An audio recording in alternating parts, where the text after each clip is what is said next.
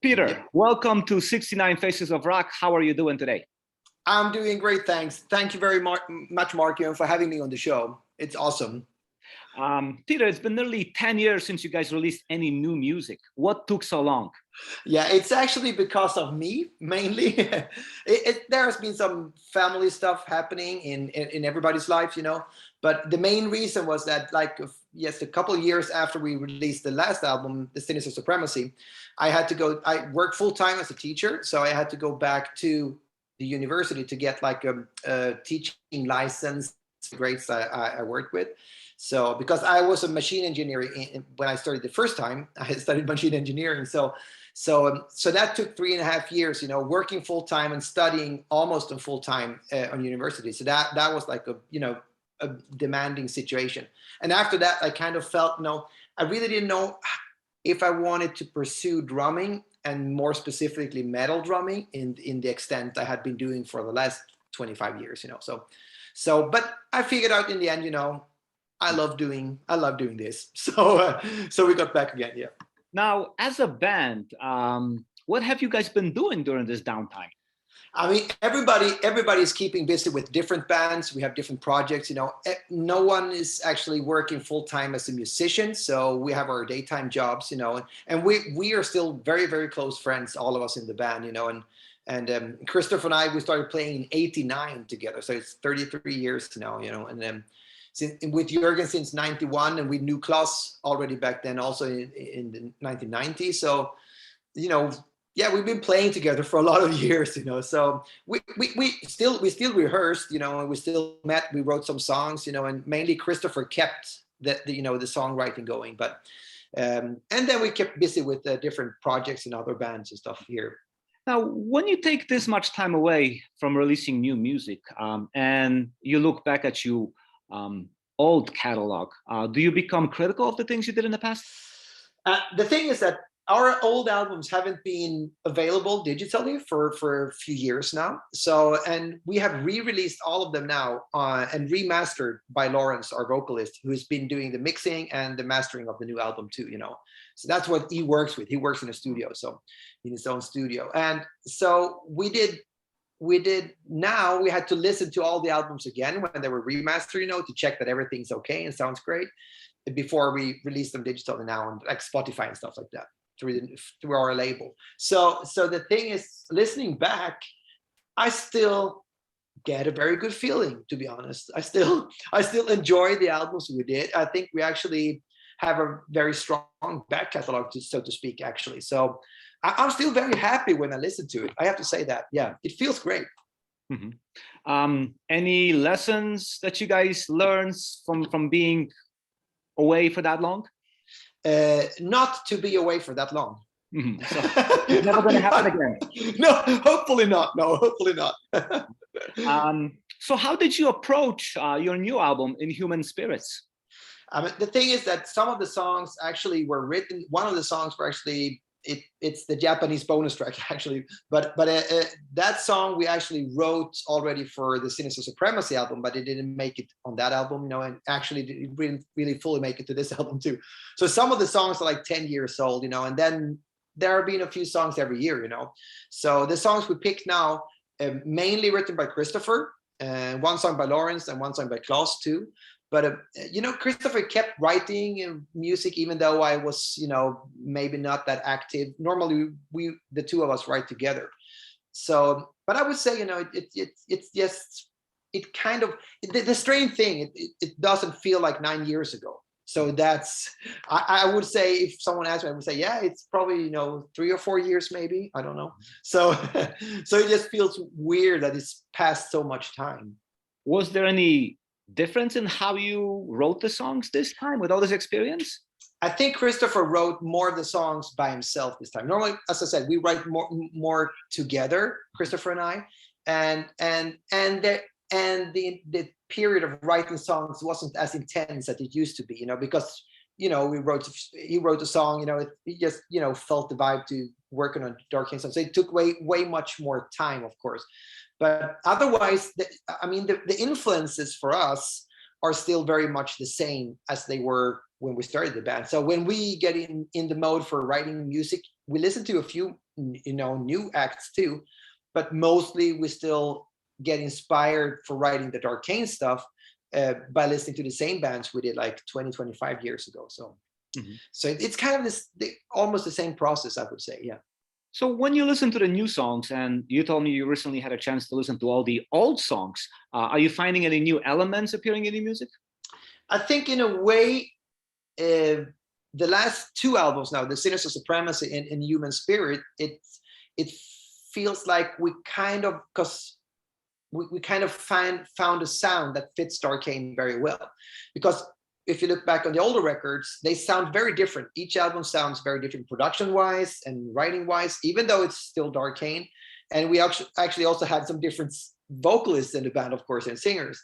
So, but I think we kind of established what the new Darkane sound is. I mean, over the past 10 years. So that's what hit me. Like the mix, the difference between the last album and the new one isn't as big as it was between the earlier albums. So yeah, I think it's more like a Darkane sound. Yeah, that's right. You did mention several vocalists. I think I counted there were 4 vocalists. Yeah, that's true. Band. Yeah. How come so many?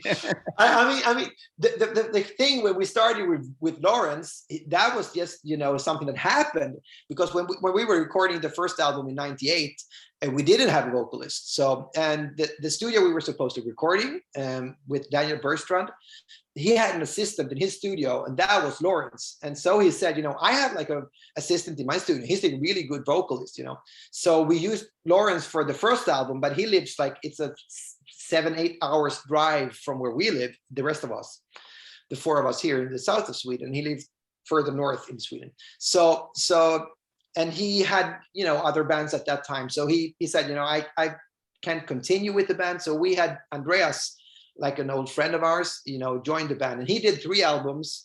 And when he left the band, we asked another friend of ours, Jens, to do the vocals for Demonic Art. So, and then, when Jens left, we just, Lawrence told us, guys, I regret that I didn't continue with the band. And I would love to be back in the band. And that felt like, full circle, of course, for us, to have him back in the band. And since then, he's been around, it's more than 15 years. That is one interesting story. Yeah. So it's been a few of them over the years. Right. So the new album, it's called Inhuman Spirits. What is the meaning behind that title? I mean, it's actually more fictional, like like Conjuring movies and stuff like that, when they talk about, horror movies talking about, inhuman spirits. But I think, and Jürgen, the bass player, wrote the lyrics for it, so I think it's 2 things. It's both fictional, so to speak, more like a horror kind of, thing, story, but it can also be, applied to the real world also. So that's more the thrash metal element without us going like political or anything, but with the world around us right now, for example, with Ukraine, I mean, the war hit Europe again, it just feels strange, and all these evil forces around us. So it's 2 different things. It's both the sci-fi, kind of thing to it, movie inspired by horror movies, and also based on reality in a bit. Yeah. Can you talk about other songs on the album? Can you repeat that? I had like a Skype freeze here. Yes, freeze. Can you talk about any other songs on the album? Yeah, I mean, lyrically, you mean for lyrics? Yes. Yeah, I think the theme for Darkane is normally, yeah, but the theme is very much around, the human psyche. We've been writing about that since the beginning, and the darker side of the psyche. I mean, I honestly, I think it's horrible, of course, with serial killers and stuff like that. But people are also fascinated by that kind of deranged human minds, So still, it's very much about, inhaling mental chaos, for example, it's very much like you already hear in the title. It's about the human mentality and the human psyche.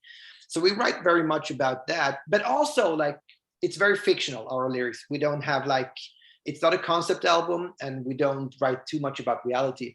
But we are very much inspired by horror movies like Hellraiser and Seven. You know, those kind of movies, horror-wise, and also about the human psyche, as I said. So I think, and it's very much about, you know, for example, the quintessence of evil. It's almost the same as Inhuman Spirits. You know, it's about the evil side of mankind, so to speak, very much. Are there any songs that you are very fond of in particular that you want your audience to pay attention to? I think the two tracks we released on as videos now, the singles we did, Inhuman Spirits and Awakening, I think those two songs I'm very, very happy with. And I think also those two songs, Inhuman Spirit, the title track, the opening track of the album is going to be, you know, and I think that one represents what Darkane very much is about. You know, it's fast riffing and fast drumming, but also groovier parts, and also like a big chorus, you know, more melodic kind of chorus. So I think that track really, you know, if you like that track, you're going to like Darkane. and the Awakening track is way more, the second video we did, the second single we did now. It's way more, it's growling, you know, like deep growling and stuff like that from Lawrence on the vocals. So that's way more death metal kind of vibe to it, you know, like old school Bolt Thrower, Pestilence, that kind of stuff, you know, that we grew up with. So now, I think those two tracks I'm very, very happy with. Also, the Quintessence of Evil and A Spiral to Nothing. I think those two tracks also are very cool. But I have to say, I'm very, very happy actually this time around with the whole album. Actually, I think it's very typical Darkane sounding songs. Yeah. How will you go about promoting this album, considering you haven't promoted a record in nearly a decade? No, I mean, that's what we're doing right now, doing interviews, you know, and I love doing that. I think it's super fun, you know, to hear people's reactions, you know, and be able to talk about the band again, you know, and make sure that people understand that we're still here. We never quit, actually. Some people thought that, so you're back again, but we actually never quit the band. It's just been very long in between the albums. No, but I think promotion-wise, and of course we want to go out there and play some shows. I mean, doing gigs that's the funniest part about you know, being in a band, of course. But that's super hard at the moment because all festivals in Europe are already booked since, you know, 2 years back because of the pandemic. So, and the same goes with touring. There are so many bands touring. I mean, the venues don't have almost any open slots anymore. So we are actually looking for touring in 2023 right now. Mm-hmm. So, and that's of course the coolest part about promoting an album is playing it live. That's what we're looking forward to. How would you describe your position or your standing on the American market? I mean, I actually checked for the video. I checked the analytics about where people watch, you know, and of course it's Sweden, Europe, of course, Japan, and the US is actually the biggest market. So I think US and Europe as a whole are equally big, you know. So and we toured. We did two quite extensive tours many years ago. 2005, 2008 in the US, that was more expensive. They were, I think, was 8 or 9 weeks each tour, you know. Mm-hmm. So, and we would love to go back. And one of the things that we never really, I mean, in the beginning, we kind of wanted to be like a self-made band. In a way, we took care of a lot of the stuff ourselves. And in hindsight, you know, looking back, I would say that was not a super wise decision to do. We should have had a way better booking agency booking for us and stuff like that. So I hope to be, you know, touring Europe and going wherever, also the US. I would love to go back to the US. All of us would, because it was a great experience. So hopefully we'll be back. Finally, what are some of your personal highlights from being in Darkane? I mean, to be honest, it's meeting fans when we play live. I think it's still surreal, you know, when you go somewhere to a different country or anything, you know, and having people there know you and you know, coming up to you like, wow, that was an awesome show, man. Love your drumming, Peter. And I read this about you. I heard this interview with you and stuff. And they know stuff about me. It's surreal. It still is for me. And I like that part. I like, staying in contact with people, especially when you meet them face to face, not social media and stuff like that. That's cool too. But meeting people, I think that's still, to me, it still feels, I'm super, pleased and happy to be able to travel with my music, and meeting people. I think that's super cool. Thank you. Thank you, Mark. And thank you for speaking with me, and good luck on the record and all your touring plans. Yeah, thank you very much. And good luck with your teaching too, man. And or your magazine, everything.